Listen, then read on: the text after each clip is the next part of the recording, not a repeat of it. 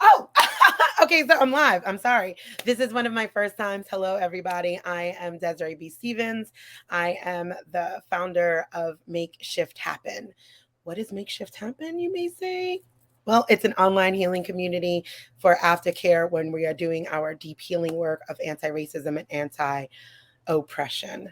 So, with that, I would like to have all of the other amazing humans come on and join me. We have Jen Buck, Future Kane, and Dr. Marjorie.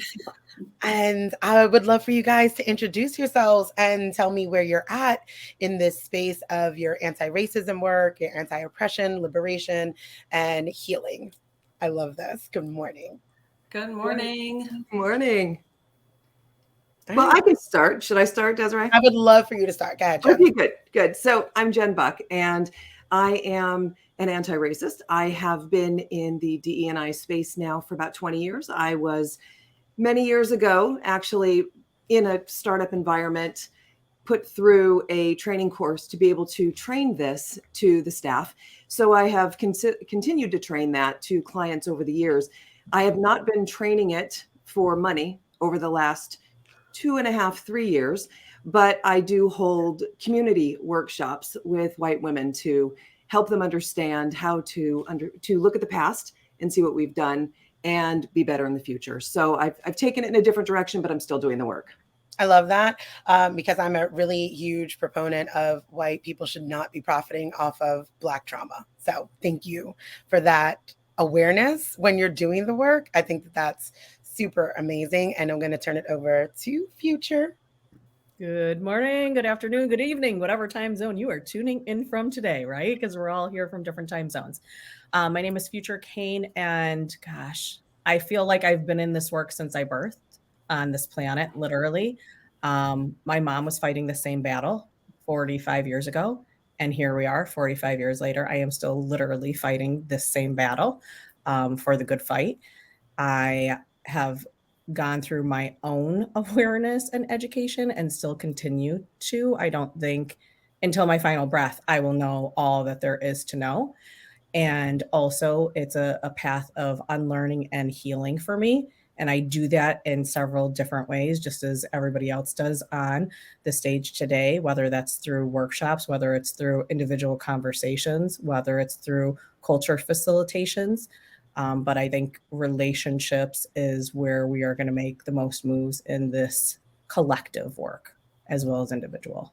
I agree with that completely. And I love the idea that you're like, I don't know all of the things, right? Because Oh, I tell people quite often healing is a journey, it's not a destination. You're yeah. not going to like get your little checklist and a gold star, like, here, I've done the work and I'm done now, right? So good on you for staying a perpetual unlearner. That is a super healthy approach to any healing path, in my opinion. So Yeah. thank you for that.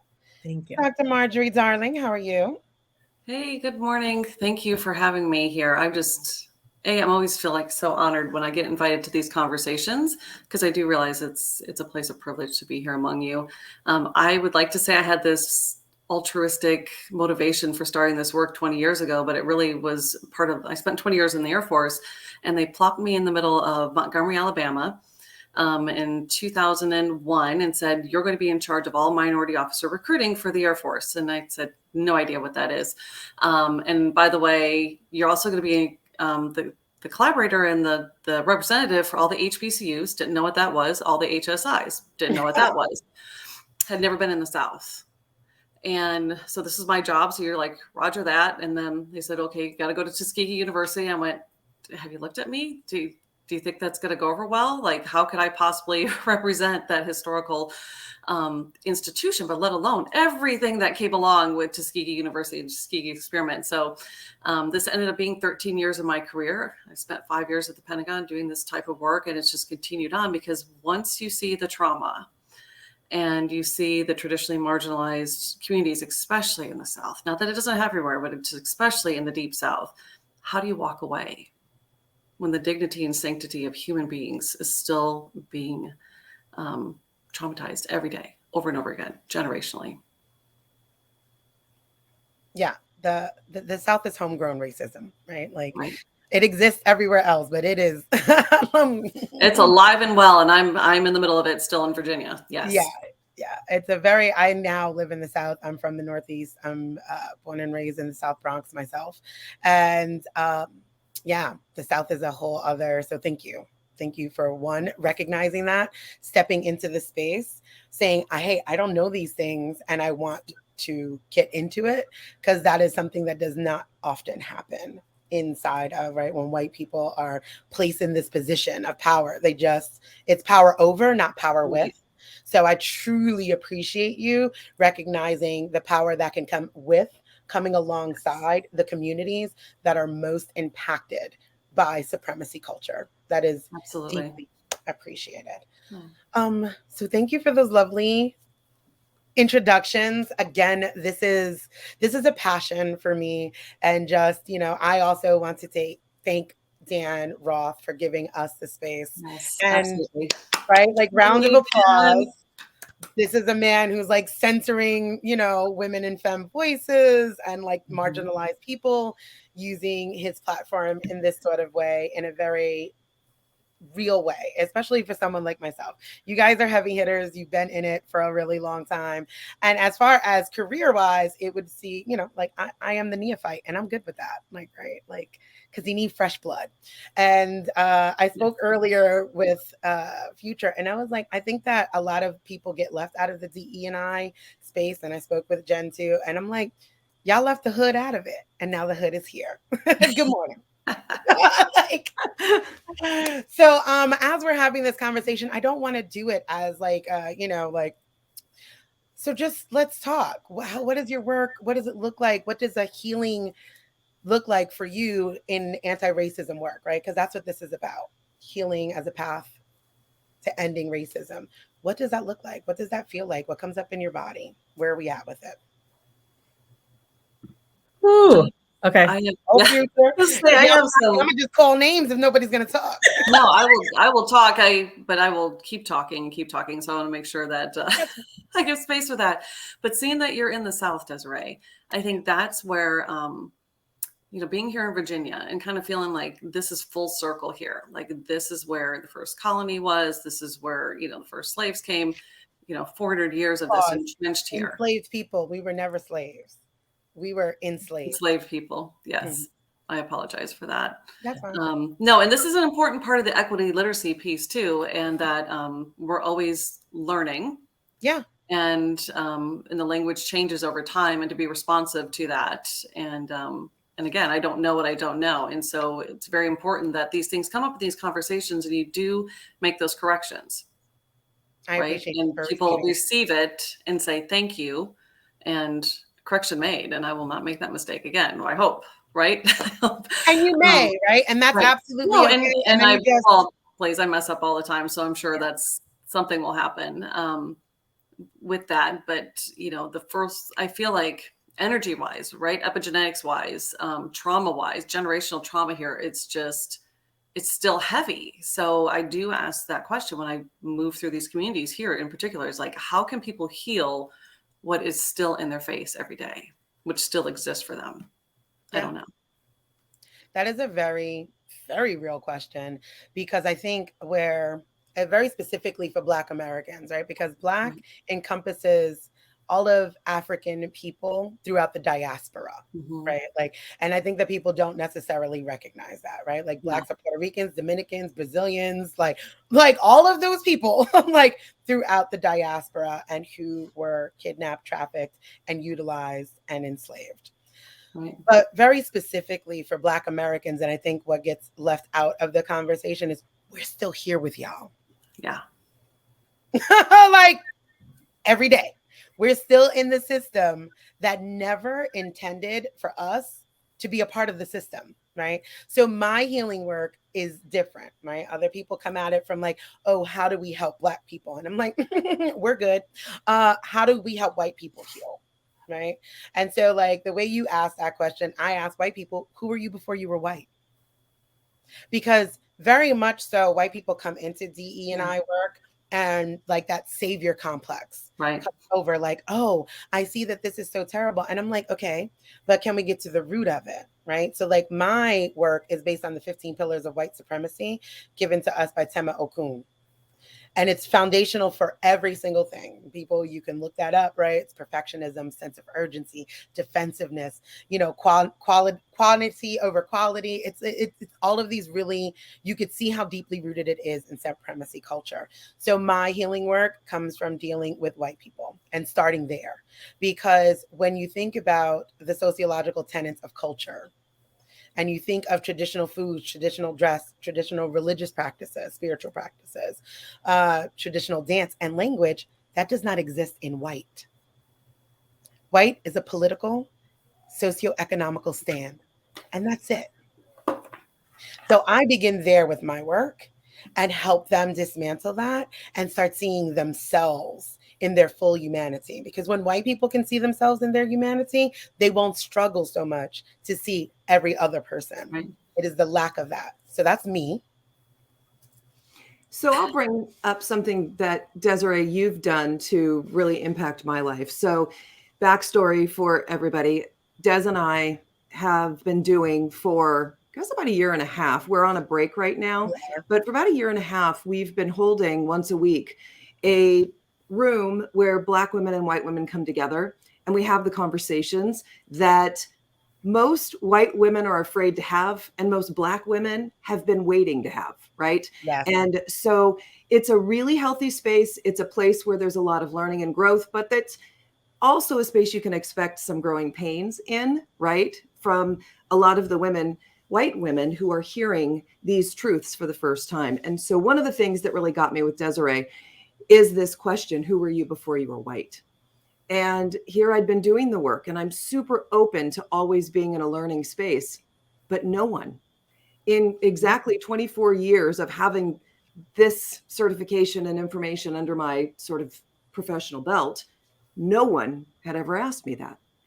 And I stammered and stuttered, and because you're that good, I stammered and stuttered and had no idea. And then all of a sudden I realized I had different work to do. And that's the thing that really became an eye-opener for me, because I'd been doing the work directed in one really space or direction, but none of it was ever going to be fully healed unless I could take that same effort and energy into another direction as well. And it was learning about my heritage, understanding. One of the things I said to Desiree one day on the phone, I don't even know how to cook my own, food when it comes to, or music. I don't know what's even popular. I don't know anything about, my heritage and background. I knew nothing. And she said, well, that's the journey. That's where you start. And that's what I started doing.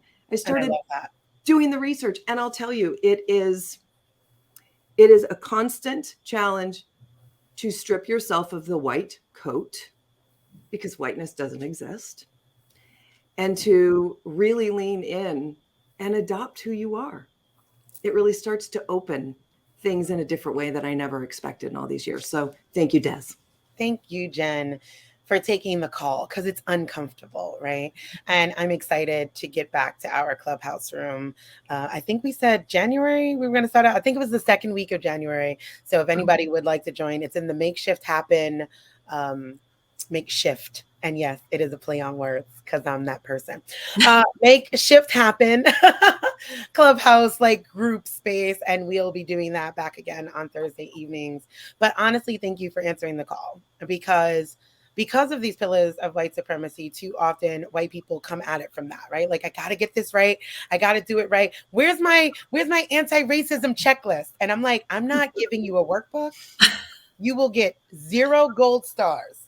Like, okay, because that's whiteness. That is whiteness, right? Like, it's constantly, I attack whiteness as a system. Nobody can change the skin they were born in, right? So I don't attack people. Sometimes this gets confused on my TikTok, and I'm like, no, my mommy's white. Like, I love it. There's an automatic camaraderie that I have with white women, because like I was raised by white women. So like there's a natural love. Like if I got a boo-boo, if I was scared at night, it was white women who comfort me. So that is not an issue. I attack the systems of whiteness that has stripped all of us, very much like when I say, who were you before you were white? And now we are just able to really bear witness to the impact that it's having on those who it's inescapable for, right? Like when whiteness forces assimilation of marginalized groups, they can go in the fold of whiteness. They can hide, right? They could lose their language. They could lose their culture. But when we are Black, and very specifically, unambiguously Black, right? It's inescapable. It's inescapable. And recognizing that and moving from that healing space, to me, has been some really deep, impactful work. When I'm doing, like, what I do is, like, I do group workshops, I do support groups. You're not going to download a 3-page Canva template on my website, like, and get an email with a Canva certificate. You're going to sign up and you're going to come into community with me, and we're going to talk and we're going to dismantle, and you're going to be held and deeply supported, because you got some work to do and we could do that together. So thank you for answering the call, Jen. Thank you. All right, let's get into it some more. This is exciting. Cracks fingers. You couldn't hear it, so. Dr. Marjorie? Oh, back to me. Okay. So so future will tell you that I'm very slow to process information. So Okay. as I'm taking it all in, and I'm thinking, I've never asked myself that question either, Jen. White people never do.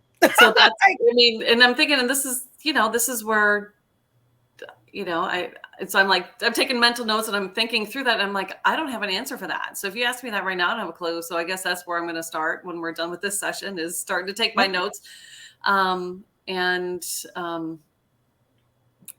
It's just, it's heavy. My brain can't wrap, you can sit with it, Dr. Marjorie.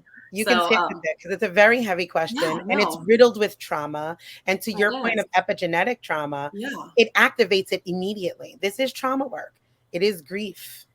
Because when you recognize what whiteness has stripped from you, the way you move in your anti-racism journey is going to be different, because you come into alignment now with the power of your own ancestors who have been stripped by whiteness as well.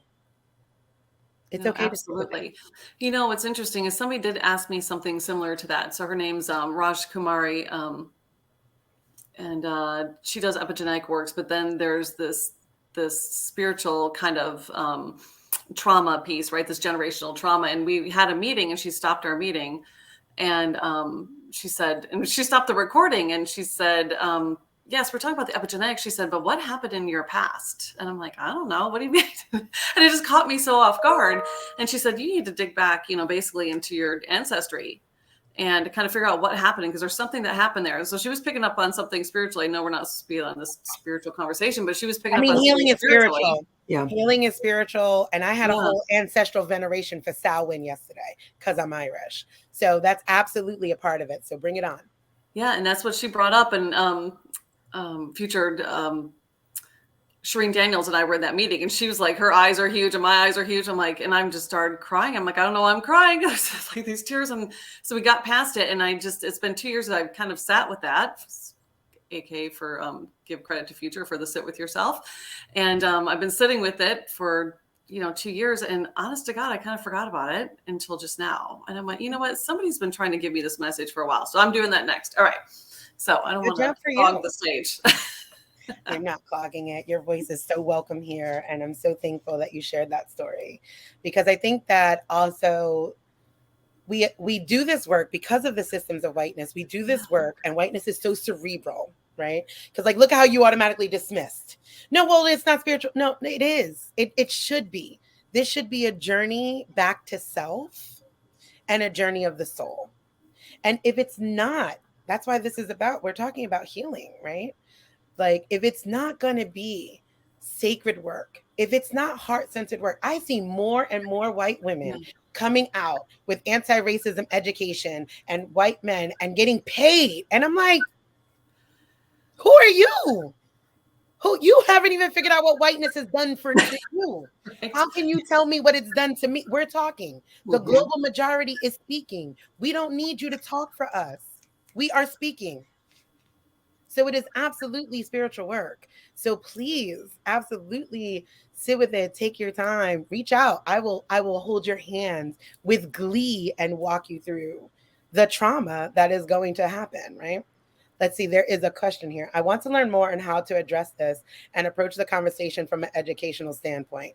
I'm going to need you to offer me more clarity. Address what and approach it to whom? Because quite often, white people will step into these spaces and want to have conversations with Black people. We already know you need to be talking to white people. Like, that's the work, that's the lane. But if you give me more clarity, I'll give you a better answer. Okay, I have a couple things Yeah. to say about all this. You had talked about how it's spiritual work and soul work, okay? And I don't disagree with you on this, but here's what I do believe in my heart and what I have seen for many years on this planet.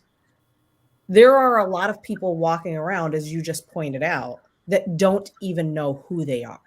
Yeah. So to get to the soul work, you have to dig deep and probably ask that same question 5 layers deep of who am I, but really who am I? Who am I? To dig through your beliefs, your values, not the one the system has given you, Right. not the one society has given you, not the one your family has given you, your own. And that's why, Desiree, I'm like you. I keep telling people you need to sit with yourself, because if you sit with yourself in those silent moments, you will find something that you never found before. And the problem or issue, I would say, with people deflecting and rejecting this work is because oftentimes people, I'm going to misquote myself, but it goes something like this: we are Houdinis of sitting with and through our own emotions to the point we will do anything to escape them. Mm-hmm. Okay. So Because true. it is so true. And it's so true because, Desiree, you will attest to it. And I'm sure all the women here can attest to this, that the moments that I had to sit with if I told you, or I'm sure any of these women have told you the stuff that we had to go through, it has been painful. I've had to drag myself through the mud, tears streaming down, uncontrollably, harm, pain, to really shed a soul in order to get to my own soul and spirit to see who I actually was. Yes. That is the work.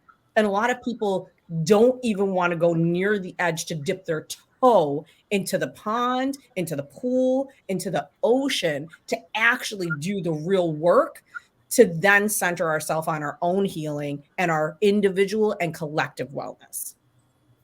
Agreed. Absolutely. Agreed. And that is that deep shadow work. And that's really where it comes from. And there's no checklist. We No. don't get to call ourselves, oh, like I'm an ally. First of all, we don't need allies. That's a war term. And unless you're ready to go to war, stop using it.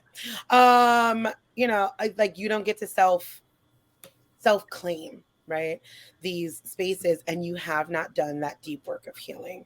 And for me, that is the only way to really come into it, right, is like how, like, thinking globally and acting locally. Like, how is this this is a grand scale. Anti-Blackness is global, right? We're not dealing with it like from North and South racism. This is not that. Anti-Blackness is global. In every single community, the most unambiguously dark person in there, which would be an unambiguously Black person, is at the highest risk of harm and systemic oppression. And that is global.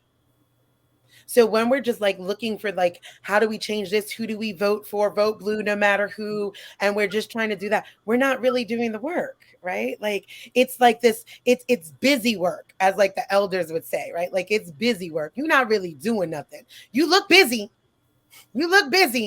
but nothing has shifted. Nothing has changed. And we can notice that, right? Because the bar, unfortunately, is in hell as far as this work here. It's like, but you're not enslaved anymore. And I'm like, we should have never been. Like, what? That cannot be the precedence. This cannot be the bar, right? Like, oh, well, we've integrated. Oh, Go ahead, Jen. Like, so you're just hitting so many points that are so magical. And I feel like you need to be able to go there for people to really get this. let's go there. One of the things that Dr. Margie brought up was epigenetics. And to me, epigenetics is so necessary to fully understand and really, really future sit with, because if you don't understand where your memories and pain lie, you can never, ever, ever get beyond any of this and be good to anyone, ever. And so what you just said, Des, when you said, but you're not enslaved anymore, people love to Houdini themselves out of this, trying to use everything all of you have said, by saying things like, but it wasn't me, but my family never had enslaved people. But, you know, I was never like that. Or I have Black friends. Right. Yeah, I I hate throw that in for Right. good measure. But I think, Des, it's important for you to be able to share and teach right now the power of epigenetics and how far it goes back. Because once you start to understand this, you can look at your own patterns and tendencies like I have and go, oh, that's why I do that, and why my mom did, and my grandmother did, and my great grandmother did, and we have record of all of this, and why none of us have healed, right? Right. And so I think it's important that you share that.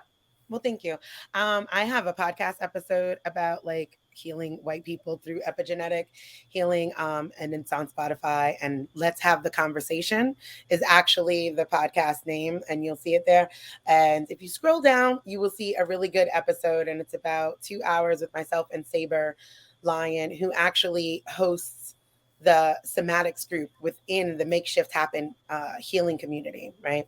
Because I don't believe that you could do this work alone. I think that community is the answer to every single ail we have in society, right? Supremacy culture, like the systems of whiteness, create isolation, and they have done so generationally. Individualism, I am the only one, bootstrap mentality, all of these sorts of things. And as these systems have perpetuated, and we just start seeing things in this binary thinking, because one of those pillars of white supremacy is either or. So it's like either my people were good or they were bad. Right. So they're either racist or they're not. So with that, I usually share like my own personal story, like of my grandmother who was from Ireland. They came, you know, like over literally in the 50s. My family is from County Sligo in Ireland, land there, all of that. My mother's first generation American. Love my grandma, wonderful memories, all the memories a child would have with their grandma. Irish soda bread, tea, cubes of sugar. Don't want to take up too much time, but like all of these really loving memories, right? And people always, and this is what I mean about like we center whiteness and never blackness. And that is a problem in anti-racism. So being a mixed person, and then I will turn this over actually to Future because she is also mixed. And I'd like to hear what you think about this. But being mixed, people always ask me, oh my God, what did your grandmother think? Meaning my Irish grandmother, centering whiteness.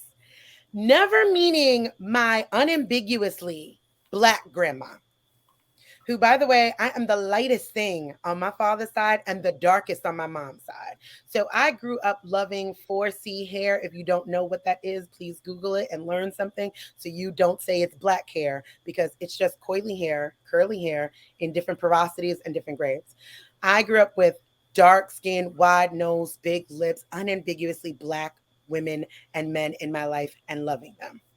But nobody in my entire 43 years of life ever asked me how my grandmother, who grew up in the South, felt about my Black father bringing home some white woman. Ever. Epigenetics, right?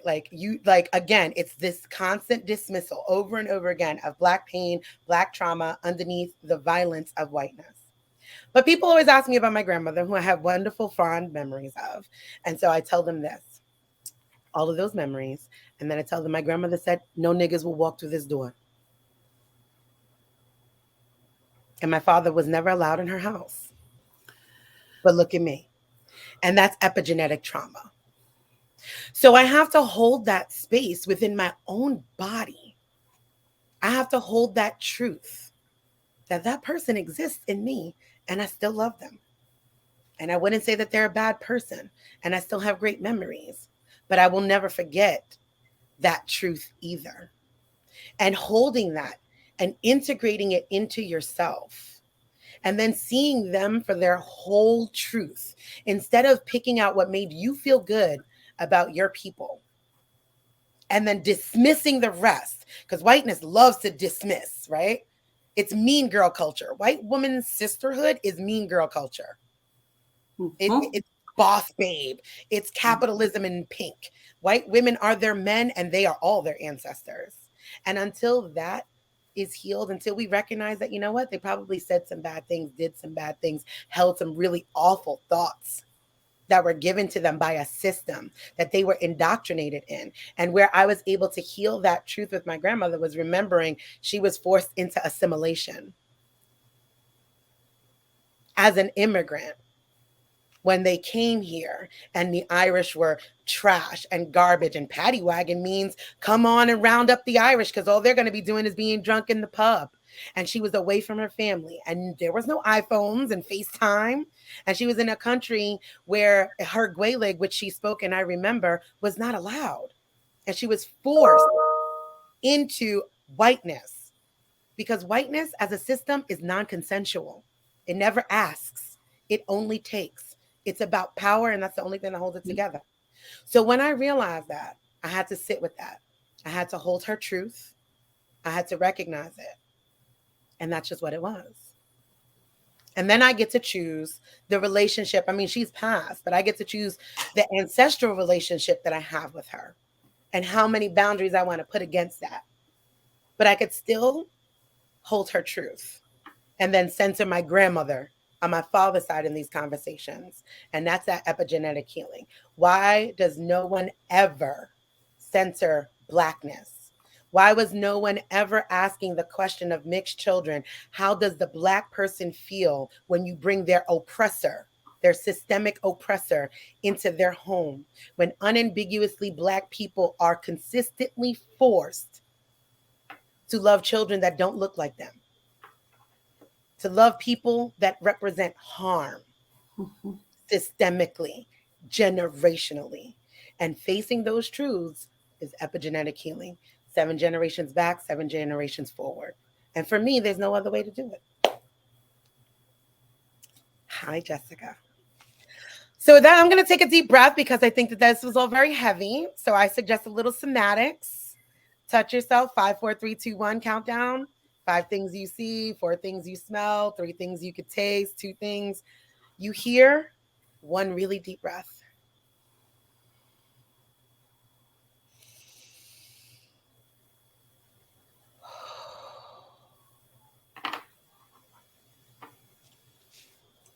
And Future, if you would like to chime in anywhere there.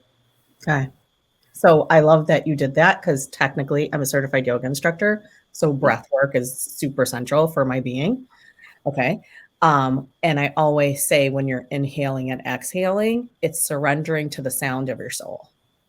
And that's what it is, right? It is a breathing in and exhaling out, to exhale whatever is not needed in that moment of time and to center your joy, your peace, and your happiness. So thank you. Okay. Thank I you. appreciate it. Okay. So again, we're going to go to these pillars, right? The white culture pillars, because we focus in, like you said, the binary, the either or. And it's not either or, because I don't know one person in my family, in my connections, in my friend group, in my colleague group, whatever you want to say, that I could say they are all good or they are all bad. No, right. That's the reality. Now, our memory oftentimes, because of the trauma, this is proven with psychology. If we go through very traumatic things, it will filter out and literally block out the memory of the awful things to the point where you black out and you can't even remember them yourself, because your own being filters through to protect you and to protect your memory, because it continues to live there. But that doesn't mean that just because you can't remember it, it's still not living and breathing throughout your body and your being. So when you talked about your family, and I think I will probably get in this with one of our hosts for my next show. I know this for a fact. Okay.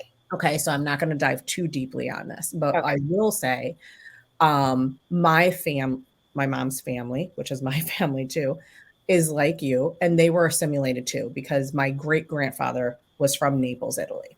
So essentially, Italian people weren't treated great in this country either. Okay, No. we want to look back at the history. Now, I'm not saying they were treated as bad as the enslaved people. Okay, No, for Black people, it's inescapable. That's just correct. what it is. But somebody's known to look like you, got reclassified as Negro, Okay, and felt that pain. So yes. correct. Right.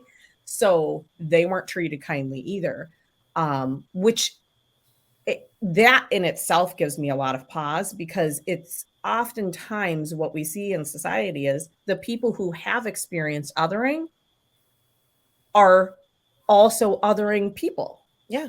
You know that feeling, what it feels like to be othered, but yet you are then going to do that impact intentionally to another human being when you know what it feels like. And that is part of the work, right? That's Yeah. a big question that you have to sit with yourself on. If I know what it feels like to be othered, then why do I feel the need to other people if I didn't like the feeling when I was othered? So what I will say about this is my family was similar to yours. And my grandmother and grandfather did not want my mom, who was white, to marry my father. So much so they never showed up to her wedding. I wasn't allowed in my family's house for years. Oh wow. So there is a lot to sit with and to sit through. And at the same time, with all that pain and harm and trauma inflicted and caused, I still have a love for the family and an empathy for, because what I've learned from people is with relationships, you can come to an understanding of another human being, and you can come to love them and see them not for the color of their skin, but for the character of the human being, which is exactly what Martin Luther King kept preaching, that we have to put all these things aside and start looking at the character and the actual being. So I think if you have time and patience and can do your own work, the relationships can mend and turn into something beautiful. So that's what I'm going to say, because I don't want to go too deep into it, because I know we'll probably get into it on an episode. So I'm going to pass it back over to you, Desiree. I think Des might be frozen. Okay. It looks like to me. And Dan, we're going to go ahead and let you do your magic behind the scenes and see what's going on with Des. Dr. Margie, do you want to jump into this part of the conversation while Des gets back in? Yeah, I do. So the othering piece is, very interesting that you brought that up, Future, because, I think we see that a lot, right? And so most of these communities, like you're saying, the Italian communities, mine was Polish and Lithuanian, and some of the worst behavior I saw was from them towards other groups, right? And other populations over the years, despite the fact they have been othered. And I think this is where people get kind of really wrapped around the axle when we bring up, God forbid, the word critical race theory, without really understanding that it's not critical theory. The critical race theory, there's 7 components to it, but one of it is that interest convergence piece, right? So it's that othering piece. It's unless a person's interests align with what is going on, it's not important to them, right? And so it continues to be that othering. And so to have those conversations, to be able to point it out, people get obviously very offended by that, and they don't want to be called out on it, and they don't want to say, like we're speaking about, they don't want to see it in their own families and to their own communities, and they try to just, hey, I'm doing this or I'm doing that, and it's like, no, you're doing that because you're aligned with what's happening, and you're not doing it for the right reasons. It's that interest convergence piece that nobody wants to speak about. So as we bring the critical race theory up in education, all these other places, the military and all that, everybody flips out thinking it's critical theory. I'm like, no, it's really speaking to this piece of this interest convergence. And our laws and our systems have been created about that. This is what Derek Bell and Kimberly Crenshaw were speaking about in the 80s. Like, this is what has happened with the civil rights law.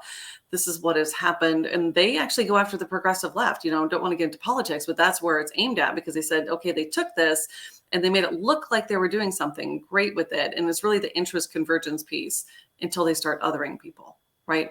Until they continue to perpetuate that and systemically through everything that we're doing to include our laws. And it's important to call that out and to recognize that. And Desiree's coming back, so I will hand it back over to her. No, please complete your thought. No, please complete your thought. Don't do that. Don't do that.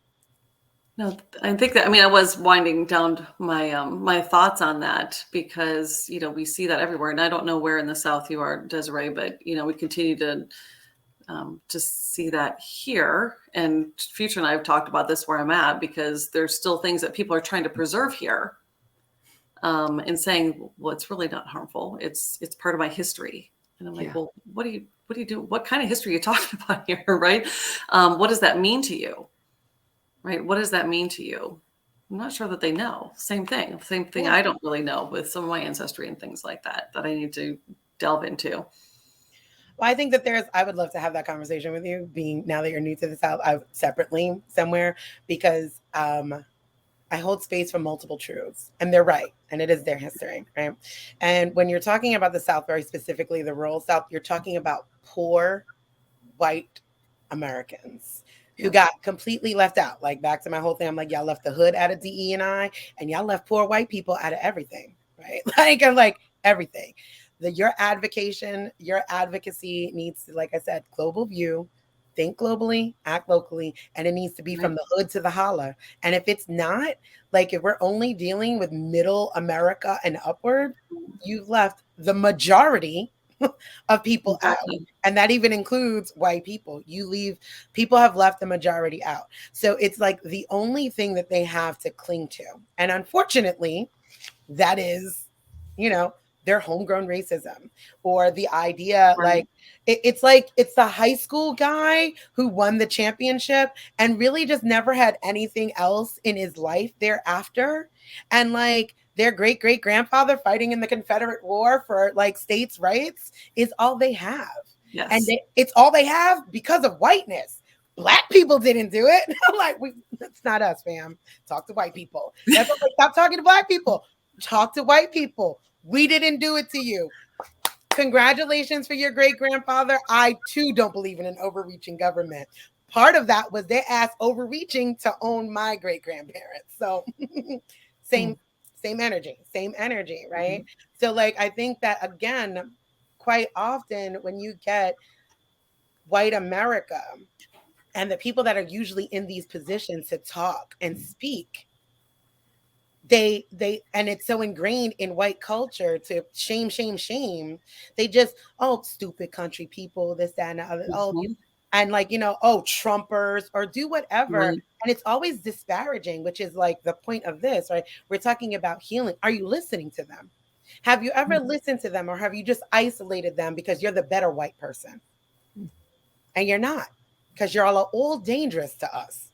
Every single one of you, whether you have a wonderful interpersonal relationship with Black people or not, your existence, and because of the supremacy system, you're dangerous for me.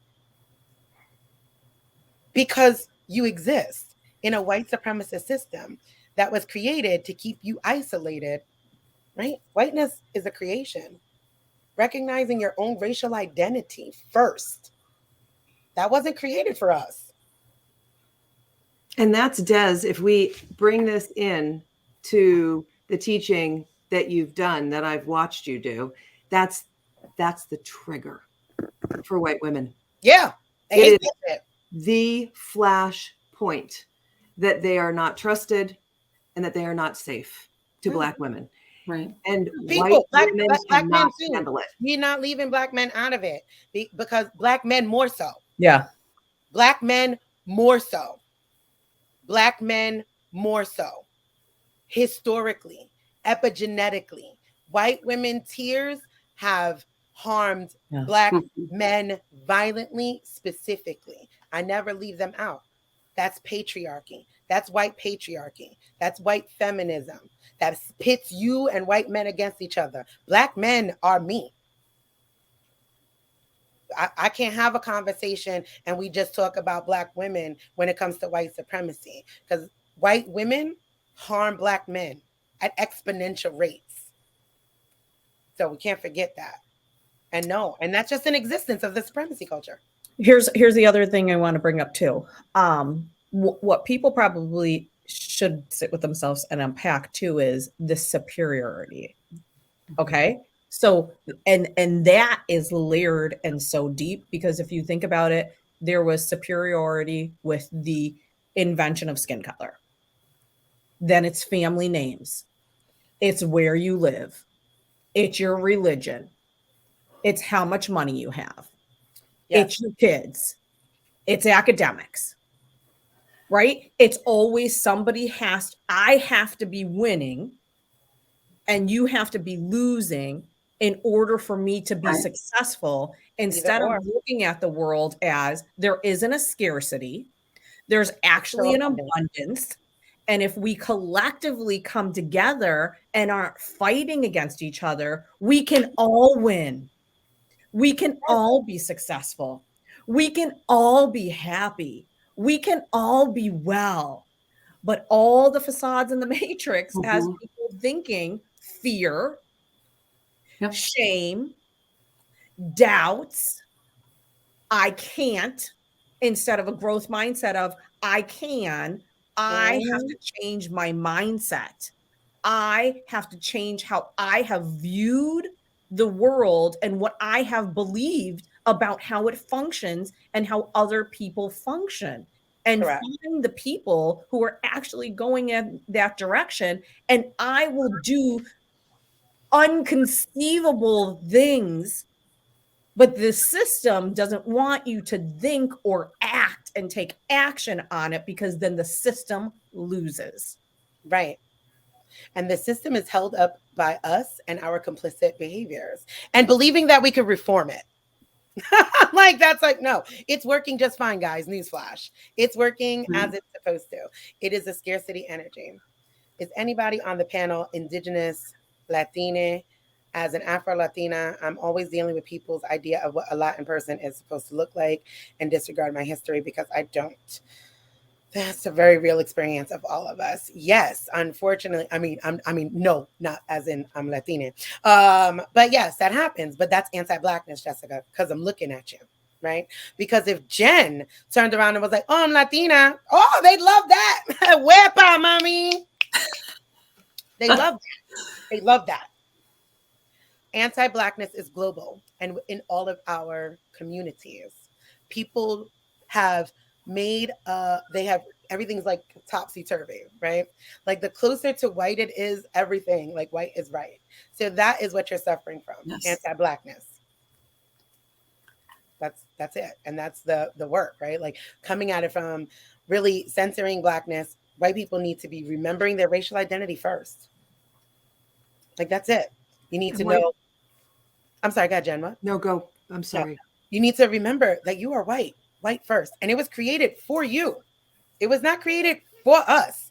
In 1619, when they were like, we're white now, that meant you had political power, a socioeconomical power, and you were created to be separated from everyone else. The indigenous of Turtle Island and the enslaved Africans that y'all kidnapped and trafficked over here.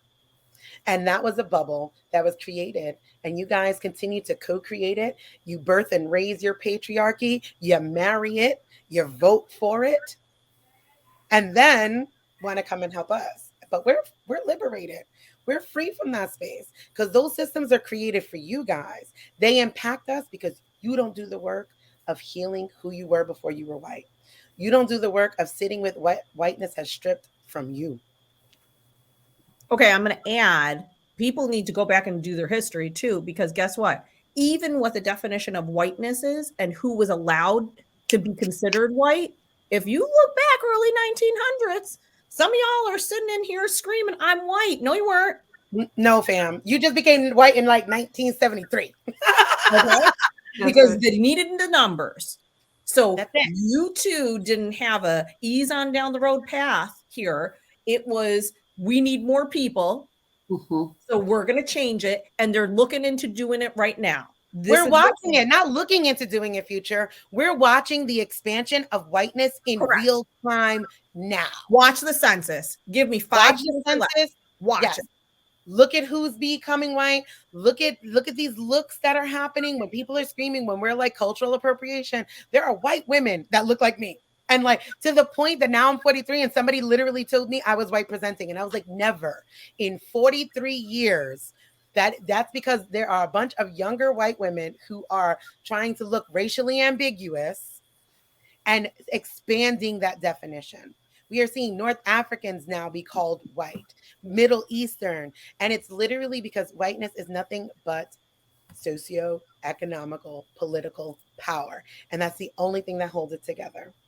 And I think it's important, Des, too, that we stop having white women go to you and go to Future to have you explain all of this. Right? Oh no, come to me. And well, no, listen, I want them to learn from you. That Like, I don't want them to center themselves and make you their encyclopedia. There's a real problem here that white people are not talking to their own community. Yeah, I don't need, for me though, I hear that.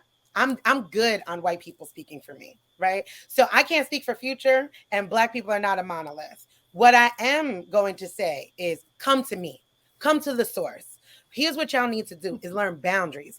Go to the Black people, the indigenous people, the other people of color that are doing the work, pay them for their work, and listen to them. I do not need, have y'all ever played telephone? Remember that game in school? And I say something to you, and then you say something. By the time, I don't need white women speaking for me, ever. There's never been a day in my life, have you met me, that I need anybody to speak for me. So no, the thing is a boundary issue. Is what happens is they'll watch something like this, and they'll be like, they'll go to the Black person that's like, don't talk to me. But Desiree said to ask, but I said, ask Black people that are doing the work. Pay Black people that are doing the work. Those are the people that you need to be going to first. Because I don't need a white woman who's going to interpret it. And white women's natural socialization underneath white patriarchy is to make it comfortable, right? Because one of those pillars of supremacy is the right to comfort. So they want to change my words. They want to be like, but no, I said what I said. And I said it with my chest. This is what I mean by you left the hood out of DEI. I said it. And I said it again. And I'll say it tomorrow. And I'll say it 3 more times today. And I'll say it when I get off of here and go on TikTok. I'm going to say it. So like the thing is a boundaries issue. Go to people who are doing the work. Pay them for their work. Don't go to your Black friend and be like, girl, I was listening to that. No, you weren't. Go to my website and book a session or come join the community. So that's the thing for me. Do not go to white people doing the work so they could try to interpret what I said. I don't need an interpreter. I'm speaking. That's what I'm gonna get that on a t-shirt. I'm speaking. So no, go to the Black people that are doing the work. Go to indigenous people that are doing the work. Go to the marginalized people that are doing the work and pay them. And what activates, because I could already see and feel the tension of white America as they're listening to this. What's activating is all of your indoctrination from the alt-right that told you, see, I told you they were going to destroy the white family. They were going to take away all of the business from white folks. We don't want to do that. We are the global majority. If we wanted that, we could take you out now. Like, we're the majority in this country too, if it wasn't for the expansion of whiteness. So like that's not what we're made of. We're literally looking for healing. We're literally looking for co-creation of a world that is liberated and no oppression exists. Wherever you have seen oppression globally, you will find Black people. You will see the Black Panthers in Ireland. You will see them in Palestine, Israel. You will see Black people in every single, again, center Blackness. We always center whiteness. People want to throw the 2 white people that march with King. I don't give a damn. Globally, you will see Black people helping any other group for their liberation. Start centering Blackness in your life. It's not because we want to take over. It's because we're speaking. That's it. Ask me, pay me. Okay, so here's what I'm going to say. Okay. Jen, I like your comment because I think it's a twofold. And Dan, you might be able to quote me better, but I know I said this. I either said, we are not your Google or Black women are not your Google. Okay. Because I can't even tell you how many DMs I get. Let me repeat this again. How many DMs I get with just questions. And now my answer back has been to people, have you Googled that? Have you, like, whatever search engine, right? Your answer back needs to be your pay tags, because I don't need them to Google anything that white people have put on the internet for more misinformation. Here's my pay tags, book a session. Right. So that's what but some people are so used to coming to Black people, asking questions, and Black people, because we are very collective as a community, because we are very caring, because we do care about humanity, we will give. That's what we will do endlessly. And people have gotten conditioned and programmed to that's what it is. And the reality is that's what it should have never been, though, because people just took, and they'll keep taking and think that you don't have to live too. So we all have to live. And yes, we should be paid, because this work that many of us have done and are doing, we've done for decades. Yes. Decades. And it's part of your own epigenetic healing to do that. It's your own restitution. And as we're about to wrap up, though, because I know that Dr. Marjorie has a prior engagement, I just want to say thank you so much for being here, for sharing, for doing the work, for sitting here uncomfortable, because you and I have never interacted, and I know people uncomfortable. So drink a lot of water. And reach out later, because I'm happy to sit with you with it, because I know who I am. But thank you for being here. No, I think Future could probably testify for me that I'm not uncomfortable at all. Actually, I come to these conversations, have willingly, and they need to be done. We need to be able to model this in a way so other people feel like they can start having these conversations, right? So it's important. I love that. I'm not easy to rattle. Good. Okay, so if we're wrapping up soon, because I want to hear your thoughts too, Dr. Crow, before you leave, on this path of healing, because we're all harmed in this, right? Like, if everybody wants to say, but I'm not harmed, nah, boo. I'm sorry, you too. Yes, you too. That's what it needs to be on the shirt. Yes, you too. Oh, I'm gonna do that. Okay. Yes, you too.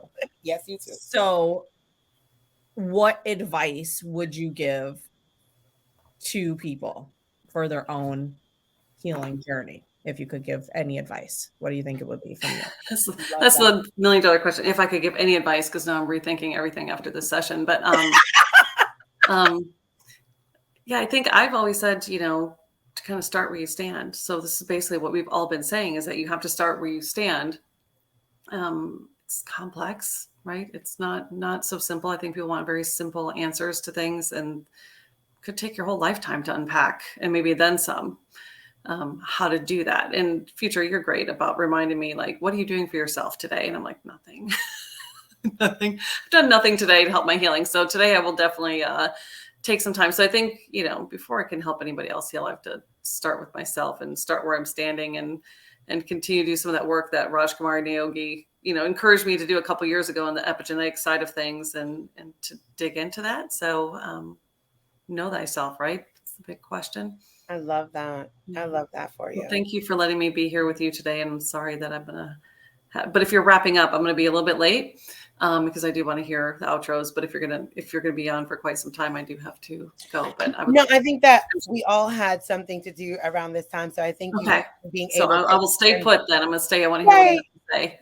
Okay, so as we round out, I think that was a really wonderful question. And I think that we could pose that to everybody. So Jen, you want to hit us with that answer? Sure. So kind of continuing with what I was starting to say earlier, I think it's really important that we start doing our own work. and we start doing it within our own community and stop waiting for someone else to give us validation that we are a good white person.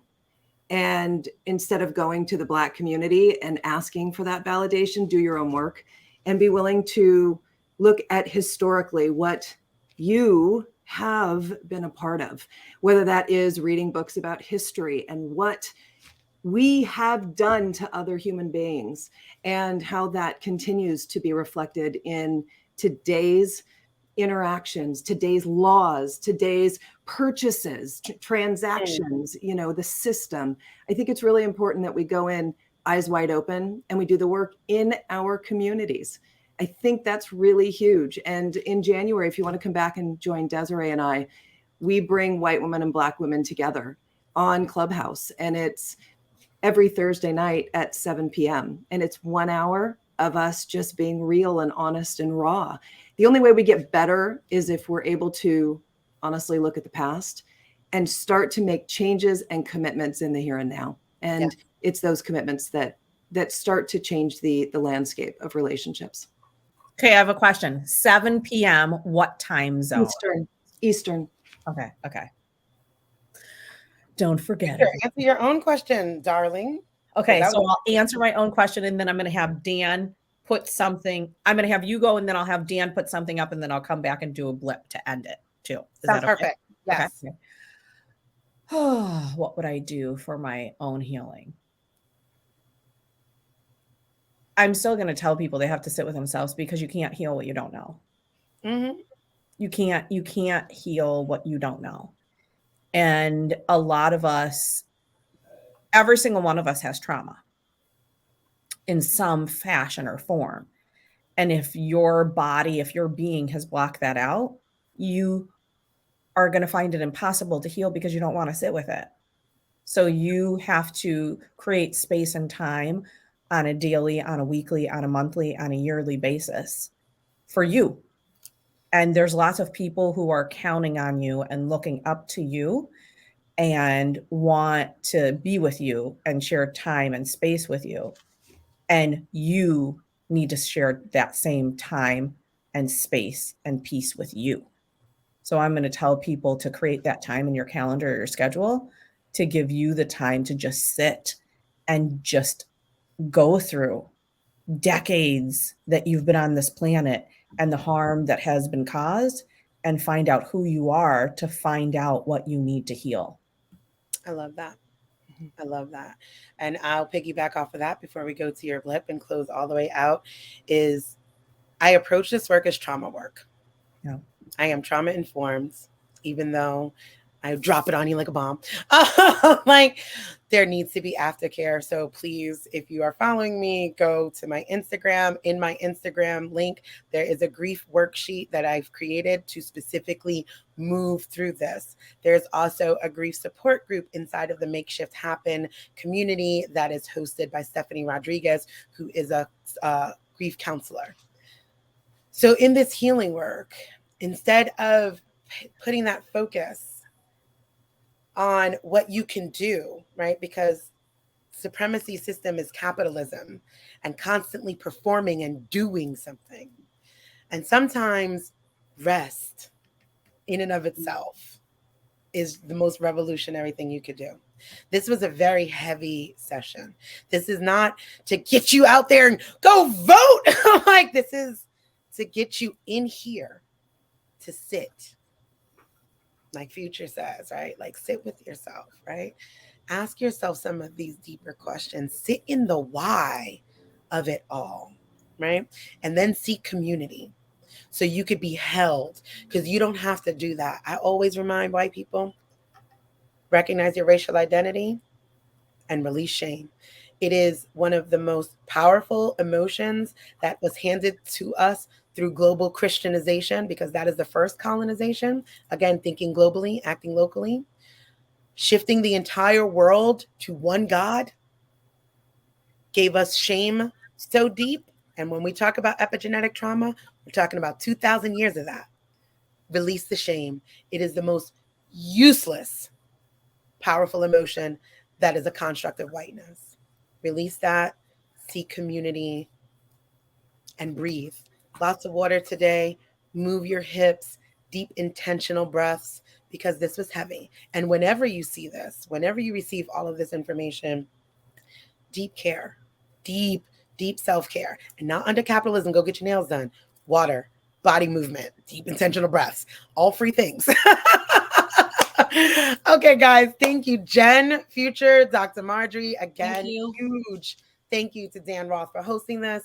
And then whatever's going to happen with Future, I'm going to shut up now so it can happen.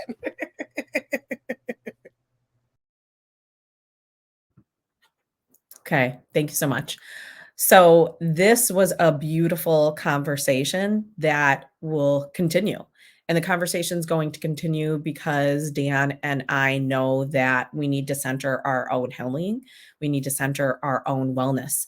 So for the next few months, we will be bringing on a beautiful collective of many different people, many different races, many different cultures, many different professions from all across the world to come on and share space to talk about healing in this day and age of this continued COVID pandemic that we're all living through.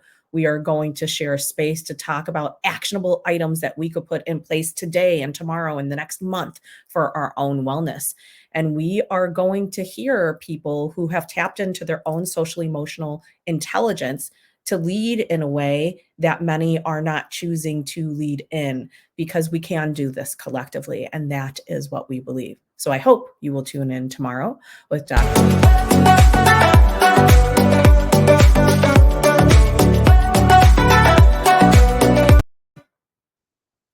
I hope you will tune in tomorrow with Dr. Nadia Lopez. Thanks so much, Dan, for doing the outro. Love you.